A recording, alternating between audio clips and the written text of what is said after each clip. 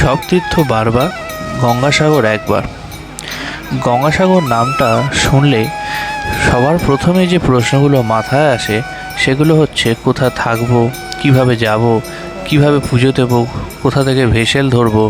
নানা রকম প্রশ্নর মাঝে গঙ্গাসাগর যাওয়াটা হয়তো সবার কাছে একটু কঠিন মনে হয়। আমার এই ট্যুরে আমি আপনাদেরকে সমস্ত সেই ডিটেলগুলো শেয়ার করব, যাতে করে গঙ্গাসাগর যেতে আপনাদের কোনো রকম অসুবিধা না হয়। নমস্কার বন্ধুরা, আমি শুভজিৎ, আমার চ্যানেলে আপনাদের স্বাগত।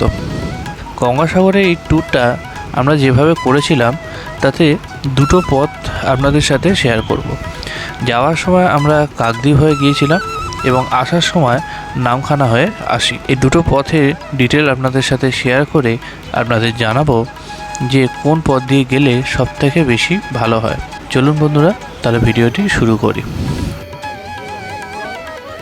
গঙ্গাসাগর আসার জন্য শিয়ালদা থেকে আপনাদের নামখানাগামী ট্রেন ধরে প্রথমে চলে আসতে হবে কাকদ্বীপ। শিয়ালদা থেকে কাকদ্বীপ বা নামখানা আসার ভাড়া হচ্ছে মাত্র 25 টাকা। সকালবেলায় 5টা 20 সময় এই ট্রেনটি শিয়ালদা থেকে ছাড়ে আর কাকদ্বীপে পৌঁছায় প্রায় 7:30 নাগাদ। আপনারা যদি কেউ গঙ্গাসাগরে এসে সেই দিনই ফিরে যেতে চান তাহলে তারাও কিন্তু এই টাইমের ট্রেনটা ধরতে পারেন। বাইরের এই মনোরম দৃশ্য দেখতে দেখতে প্রায় 7:30 নাগাদ আমরা পৌঁছে গেলাম কাকদ্বীপ স্টেশনে। শিয়ালদা থেকে নামখানার ট্রেনের টাইম টেবিল আপনাদের ডেসক্রিপশন বক্সে দিয়ে দিলাম। কাকদ্বীপ স্টেশনের একদম প্রথম দিকে এসে সামনের এই যে রাস্তাটা দেখুন বেঁকে যাচ্ছে, এখান থেকে একটুখানি গেলেই রয়েছে টোটো স্ট্যান্ড।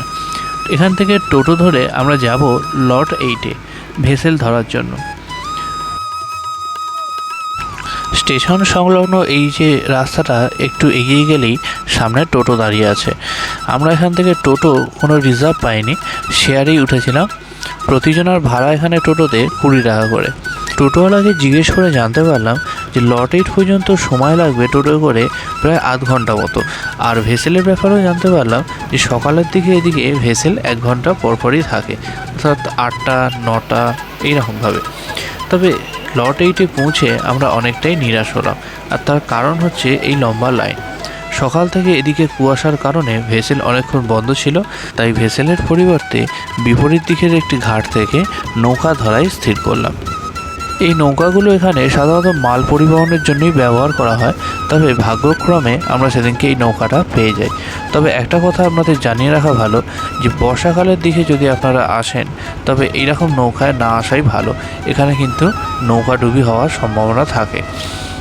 যাই হোক, ভেসেলে করে আসলে আপনাদের কচুবেড়িয়া পর্যন্ত ভাড়া পড়তো প্রায় 10 টাকা করে, আর এই নৌকায় আসার জন্য আমাদের এখানে ভাড়া পড়েছিল প্রায় পার হেড 40 টাকা করে। চারিদিকের এই অসাধারণ দৃশ্য আর বিস্তীর্ণ জলরাশি দেখতে কিন্তু সত্যি অসাধারণ লাগছিল। এর মাঝে একটা কথা আপনাদের সাথে শেয়ার করে রাখা ভালো যে আপনারা যদি ব্রেকফাস্ট সঙ্গে ক্যারি না করেন তাহলে লট 8 থেকেই সেটা করে নেওয়া ভালো, কারণ কচুবেড়িয়া নেমে গাড়ি ধরার জন্য আপনারা কিন্তু টিফিন করার সময় নাও পেতে পারেন। নৌকা করে কচুবেড়িয়া পৌঁছাতে আমাদের সময় লেগেছিল প্রায় 35 থেকে 40 মিনিট মতো। এখান থেকে গঙ্গাসাগরের দূরত্ব হচ্ছে 30 কিলোমিটার এবং গঙ্গাসাগর যাওয়ার জন্য আপনারা বাস বা অনেক ছোট ছোট ম্যাজিক গাড়ি পেয়ে যাবেন। ম্যাজিক গাড়িগুলো একদম ঘাটের সামনেই দাঁড়িয়ে থাকে, আর আপনারা যদি বাস ধরতে চান তাহলে একটুখানি এগিয়ে গেলেই এখানে বাস স্ট্যান্ড রয়েছে। এই ম্যাজিক গাড়িগুলোর ভাড়া হচ্ছে পার হেড 50 টাকা করে। আর এই ঘাটের রাস্তাটা পেরোলেই কিন্তু দেখতে পাবেন কচুবেড়িয়া বাস স্ট্যান্ড। প্রচুর বাস এখানে রয়েছে, আপনারা যদি চান তাহলে বাসে করেও কিন্তু এই রাস্তাটা যেতে পারেন।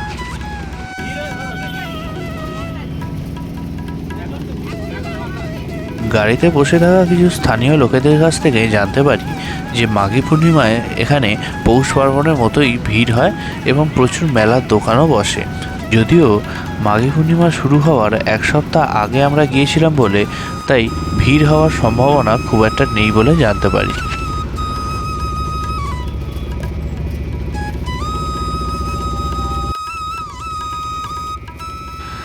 রাস্তা এতখানি ভালো থাকার জন্যই হয়তো 1 ঘন্টা সময় কিভাবে পেরিয়ে গেল বুঝতে পারলাম না। যাই হোক, ম্যাজিক গাড়ি কিন্তু গঙ্গাসাগর বাস স্ট্যান্ড পর্যন্তই আসে। এখান থেকে আপনাদের মন্দির বা হোটেল যাওয়ার জন্য আলাদা টোটো ভাড়া করতে হবে। তবে বাস স্ট্যান্ড থেকে মন্দিরের দূরত্ব কিন্তু খুব একটা বেশি না, 10 মিনিট মতো হেঁটে আসলেই আপনারা মন্দির দর্শন করতে পারবেন।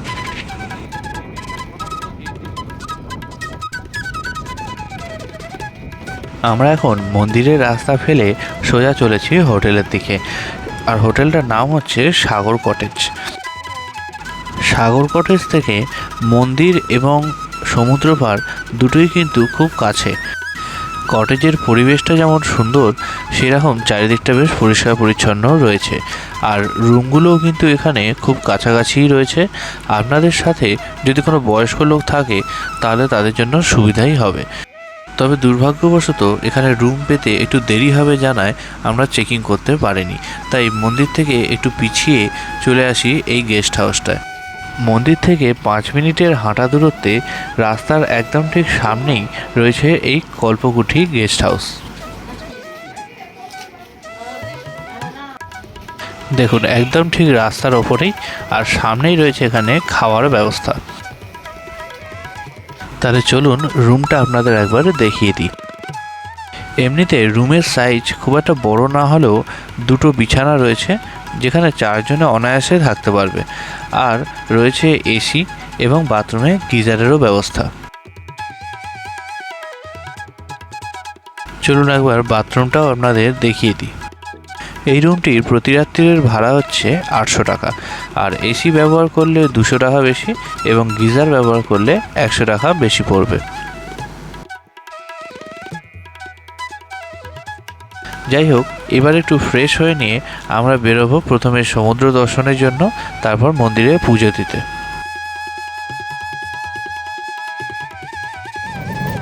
অবশেষে চলে এলাম সমুদ্র পাড়ে। জায়গাটা আসার পরে সত্যি মনটা অনেক ভালো হয়ে গেল।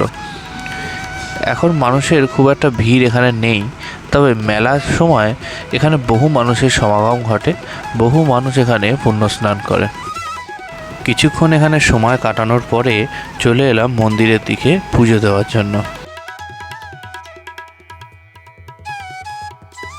মন্দিরের ঠিক সামনেই 1 নম্বর গেট দিয়ে ঢুকে এখানে রয়েছে পুজোর ডালা নেওয়া এবং জুতো রাখার ব্যবস্থা।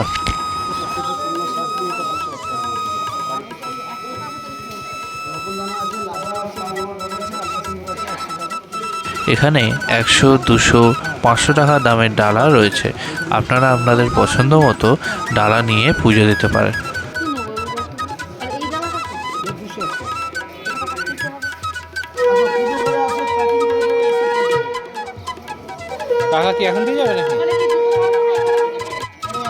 ডালা নেওয়া হয়ে গেলে এগিয়ে চললাম মন্দিরের দিকে। ধীরে ধীরে এবার মন্দিরের ভেতর প্রবেশ করব। চলুন একবার আপনাদেরও মন্দিরের ভেতরটা দেখিয়ে দিই।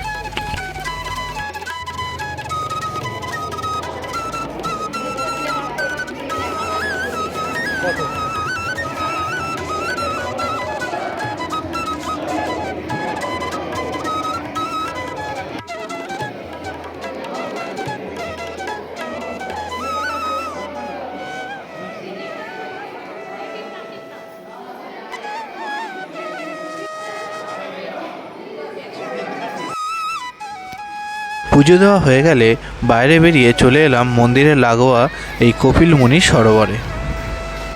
ছোট্ট পার্কের মতো এই জায়গাটা সত্যি খুব সুন্দর এবং এখানে রয়েছে অনেক বসার জায়গা।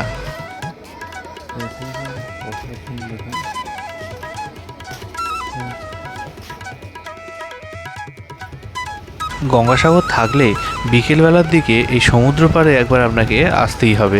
এখানের এই অপরূপ সৌন্দর্য সত্যি আপনার মন ভালো করে দেবে।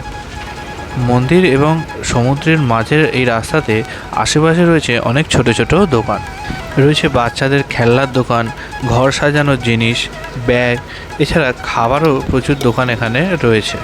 এই সব কিছু দেখতে দেখতে চলে এলাম মন্দিরের কাছে। সন্ধেবেলায় চারিদিকে আলো জ্বেলে সত্যি কিন্তু মন্দিরটা খুব সুন্দর দেখাচ্ছিল, আর মন্দিরের পরিবেশটাও বেশ ভালো লাগছিল।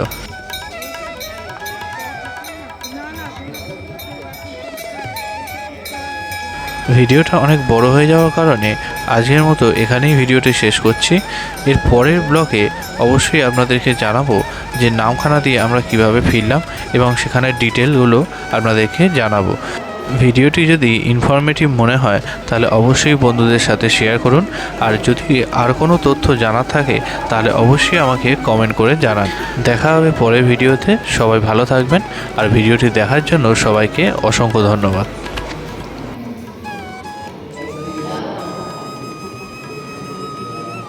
করছো